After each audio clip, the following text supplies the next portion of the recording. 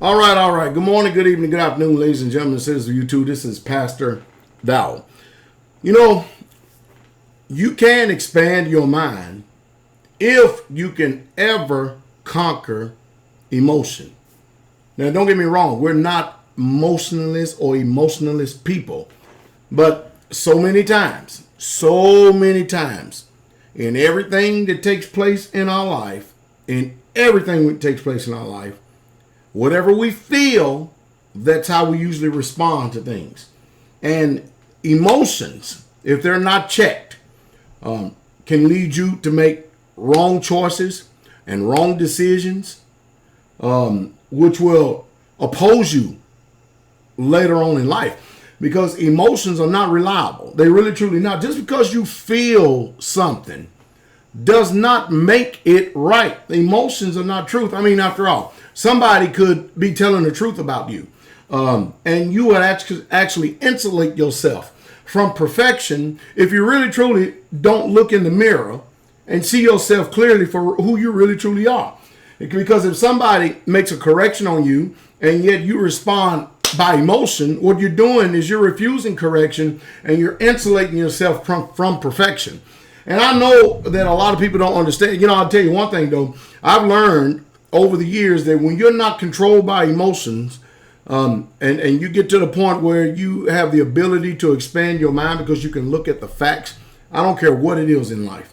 Pick an area, pick an arena, social, political, economics, religious, make no difference.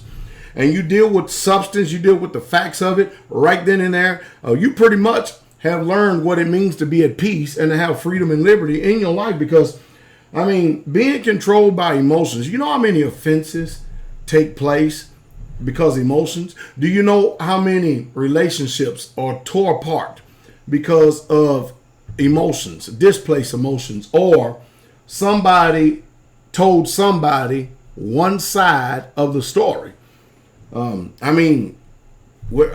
It's insanity when you come to think about it. It really, truly is. So, I mean, you can look at a news media. You can look at a news media source right there, and they can get on there and they can give you their side of the story. And if you're sensitive about certain things in certain areas, and you can be sensitive about a lot of things that you're probably not even familiar with yourself with. In certain areas, and if you're not careful, regardless of whether it's truth or error, but you could go off the wrong way, and be in deception and darkness in the mind for a long, long time. I think that's the one thing that I'm probably guilty of, and I will admit to everybody out here, I am guilty of something. Pastor Dowell is truly guilty of something. I'm going to tell you exactly what that guilt is. Even though I do not let this guilt consume me, I am guilty of pushing people to think. That is my biggest, that's pretty much what my critics, those who've chosen to be my critics and those who chose to stalk me and all the other stuff. But you really truly listen to the message that I am preaching and teaching. In every aspect of life, I am guilty of pushing people to think. And then not only that, spiritually pushing you in the direction you should go. So, hey, now you can actually get rid of that spiritual push. All you gotta do is stop listening or choose to no longer hear anymore. And you can stop that push because that push will lead to conviction. Because after all, how many other options are there left in life if you are not really truly what you call a free thinker, the way you can actually make a rational decision? So I think that's pretty much my only guilt in life, if you want to call it that. Now you can pretty much define it any way you want. If that's the case I'm guilty of, then I admit I'm guilty of that. And I will be judged by the judge for pushing people in the right direction. Now, am I physically pushing? No, I'm doing no more than anybody else is doing. Some people will say this. I say, okay, well, this is what facts and this is what truth is. And what happens with that facts and that truth is they become a discerner. And they start to convict, especially if you start using self-autonomy. And then you come to find out after all these years, now wait a minute, I'm not the one that is presented to you fairy tales. I'm not the one that's presented to you lies. It's like the other day I decided to go buy that movie Noah. I knew it was jacked up anyway, but there's so many lies in that dang movie and stuff. It's just the whole damn thing is a lie. It really truly is. But if you are still caught up in a religion that where all they've done is taught you fairy tales, Christmas, Easter, and Sunday, you have to understand. Even if you embrace the lie, it does not make it the truth. You're just in deception or reprobate, and you are a liar yourself. Because especially when you have the resources sitting right there in front of you. What I do is I say, okay, this is what the resource says. Here, go read it for yourself. Most people are like, I don't want to read that for myself because they want to stand their position, stand their ground, and be contentious. Now, I wouldn't advise any of you to be contentious towards anyone when it concerning truth, because only those who actually have the ears to hear are the ones that will hear truth, no matter what area it's in, social, political, economic, or what you call religious, and they will embrace it, and then you'll begin to see the fruit of whatever they embraced in their life. You know, if your life is starting to deal with love, joy, peace, happiness, contentment, peace, and all that other stuff, man, you know you pretty much are going in the right direction. But know this, because this whole cosmos is contrary to love, joy, peace, and all those good holy attributes, notice that you're going to meet opposition at every end. But if your life is full of chaos and everything else, uncertainty, offenses, lies, treachery, deceit, backbiting, tale-bearing, murmuring, griping, complaining, you're going to eat the fruit of those anyway. I mean, and chances are you're probably already doing it. And that's why, another thing I'm guilty of. Another thing I'm guilty of is pushing people to be productive. Like I said, use the analogy. The home you live in. Yeah, okay, did you build it? So therefore, you really don't know how to appreciate it if you didn't build it yourself. Oh, I'm sure you'll be clean and tidy and stuff, but you don't appreciate it. For instance, your garden, the food that you eat at your table, did you plant it? Did you butcher it? Did you hunt it? Did you clean it? Did you? Chances are you will never have a deep appreciation for a meal when you sit down, especially if you never fend for your own life to feed your belly. No, but if you can just go to the grocery store, notice that's an alternate conscious.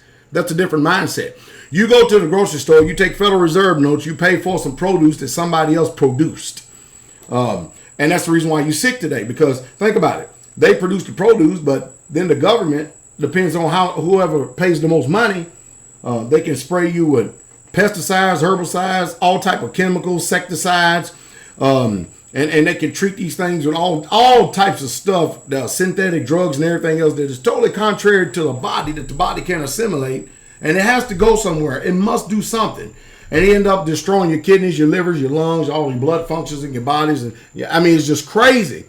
But that's the price that you pay when you trust somebody else to eat the food that they have made for you. But if you produce your own food, you till your own soil, your own ground, you put it under plastic and stuff, and you're very meticulous about what you do to that ground. I mean, I know we're up against a little gauntlet when you got chemicals spraying up in the air and stuff flying out of the air like spider webs and everything else. But you can minimize the effects and damages. And you have to understand, the majority of food in the stores today, and I got a lot of digressions in this video because I'm trying to cram a lot, but just listen to me. The majority of food in the stores today, most of them are just dead. When you go to a restaurant and eat, it's dead. It's dead. That's why if you don't know how to supplement and stuff, all you're doing is just filling your gut, but you get no nutritional value whatsoever at all. Your body rebels by malfunctioning. It shows you that you're inadequate when it comes to vitamins and minerals and supplements and nutrition.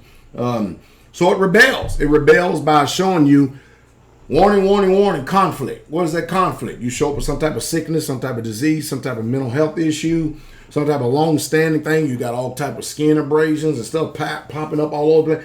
Your body is warning you. Your body's trying to talk to you and let you know something is wrong. Unless you learn how to discern, investigate. Of course, you have to think now.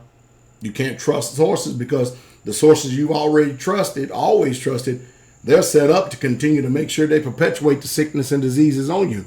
You notice that doctors never really heal anything. They know how to mask symptoms of everything, but they never truly really heal. There's really no quality of life. I mean, you think about it. The majority of people I personally know, 70 and older and stuff, they're really not that productive at all. But you can get on YouTube and see a lot of productive 70-year-old people. I mean, really productive.